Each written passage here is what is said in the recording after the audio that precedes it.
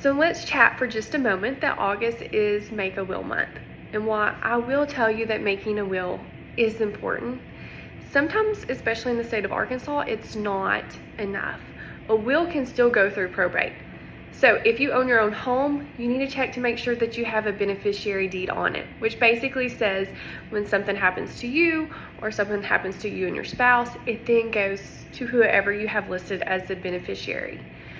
These can be changed. So don't think that just because you list a beneficiary on a beneficiary deed that you can't come back and update it down the road.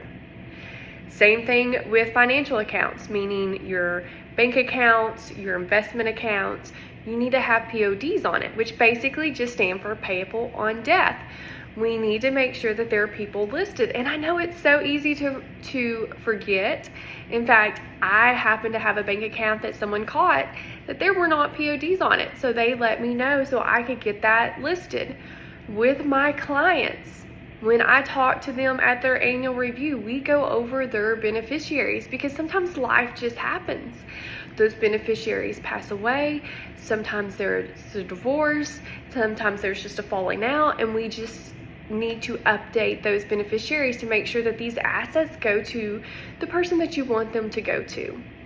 And I know that this is really morbid, but another thing that I recommend is a death box or a death file. And in this, you will have your deeds, titles to vehicles. You'll have a list of bank and investment account statements, preferably, so people will know where to go looking for assets. You'll also have a list of maybe who your accountant is, who your financial advisor, any important contact information that someone will need to reach out to. You know, we just want to try and make this process that's already going to be so difficult for the loved ones to just make it just as easy as possible. I will say that I'm not an attorney. If you have a large estate, you need to go and talk to an attorney to make sure that you're doing exactly what you need to do. In some situations, if a will's not enough, we may need to look at a trust. I'm here to basically just advise my clients, to just kind of guide them in what I think is best for them, and every situation is unique. And one other thing that is very important to go into the death box that is sometimes overlooked is a list of passwords. So many times now we have e-statements, it doesn't go to our box. So have your passwords in there that the loved ones can access if something happens unexpectedly.